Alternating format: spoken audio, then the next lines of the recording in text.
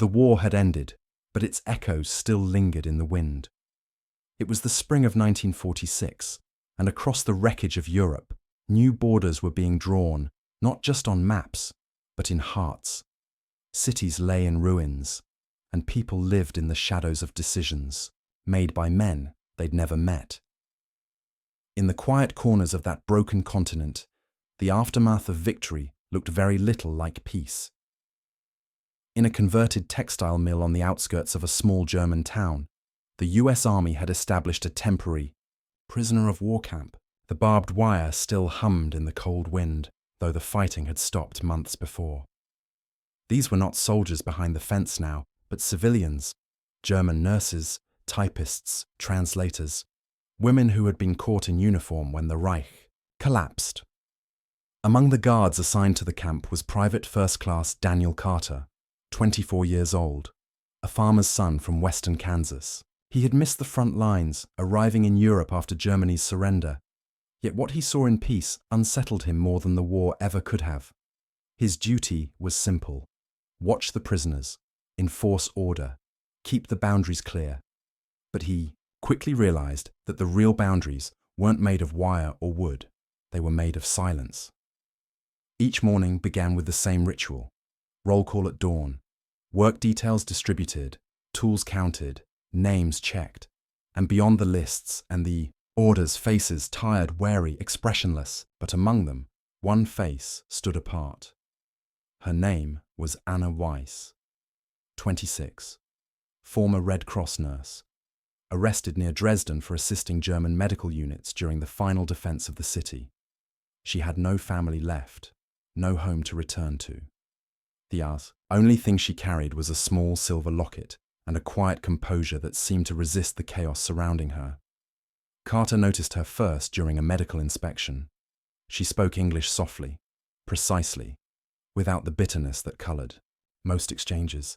When she answered a question, she met his eyes, not with defiance but with the calm of someone who had seen too much to fear anyone anymore. From that day on, she became a presence he couldn't ignore. He found himself noticing the way she stood slightly apart from the others, the way she helped older prisoners carry buckets, the way her face lifted for half a second whenever a bird crossed the sky. The army had strict rules about interaction. Guards and prisoners were not to speak beyond official orders. Food, paper, or personal items were never to be exchanged. Carter followed every rule until the morning he didn't. It was raining, the kind of cold German rain that seemed to seep into the bones. He saw Anna struggling to drag a broken wheelbarrow through the mud. Without thinking, he stepped through the gate, lifted the handles, and helped her move it to the storage shed. No words passed between them, just a quiet acknowledgement that one human being had seen another. From that small act, a fragile rhythm began. When he brought the mail from headquarters, she was there to translate the notices for the prisoners. When supplies came in, she checked the manifests. Over time, their exchanges became tiny threads in the fabric of routine.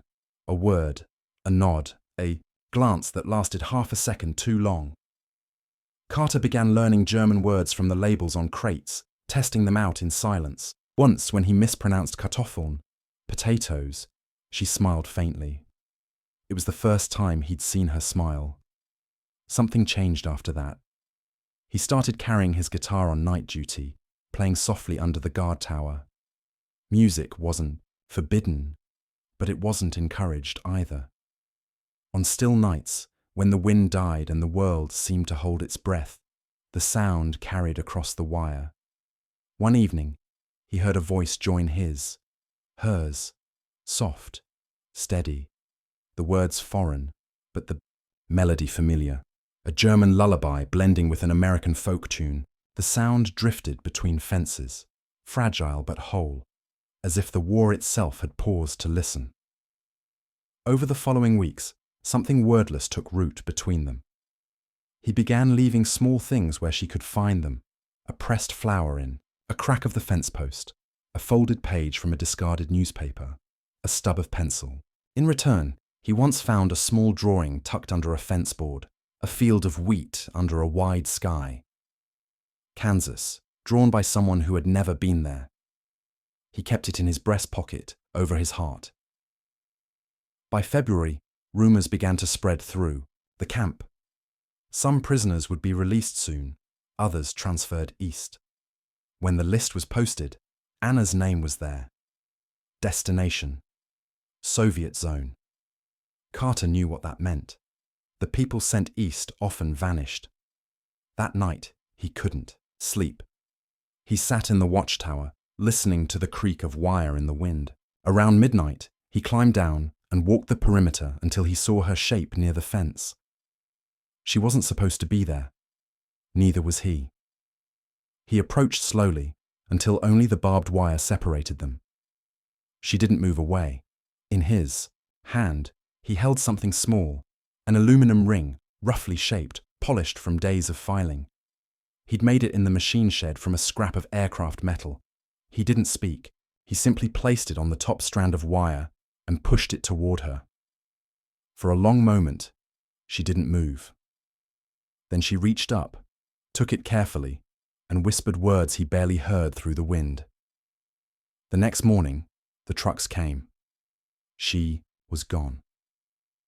Carter watched the convoy disappear down the muddy road, the last truck's wheels splashing brown water into the ditches. Then he turned away, back to the barracks, back to duty. But something inside him had changed. When his rotation ended in the fall of 1946, he returned home to Kansas. The war was over, but the silence followed him. The ranch felt empty, the fields endless. He worked the land, rebuilt fences, fixed tractors, and spoke little of his time overseas. To his family, he was a good son, a quiet man, a veteran who carried himself with the patience of someone who had seen too much. But each night, when he opened his dresser drawer, he saw that small drawing, the wheat field, and the ring that matched it, the twin he'd made for himself. For years, he wondered what had become of her. He wrote to Red Cross offices, to postwar agencies, to names on lists. The letters came back unopened. No record, not found. Time moved on. The world rebuilt. The Cold War began, dividing continents once more. Carter aged quietly, working his father's ranch, never marrying, never explaining why. In 1952, he volunteered for a reconstruction program that took him back to Europe. He told his family it was to see what the world looked like now. But in truth, he went searching for ghosts. Germany had changed. The rubble had been cleared, cities reborn from ashes. But scars lingered in the corners, in the bombed churches, left standing as reminders, in the names carved into stone walls. In a small hospital near Dresden, he stopped for a day to deliver supplies. The building had once been a monastery, its windows still half shattered. Inside, women worked tending to orphans, some nurses, some volunteers. That was where he saw her, Anna Weiss. Older, thinner, hair streaked with grey, but unmistakable.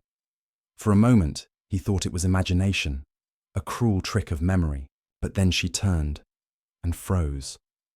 Their eyes met across a hallway filled with noise, and suddenly, everything else vanished. She walked toward him slowly, as if afraid he might disappear if she moved too fast.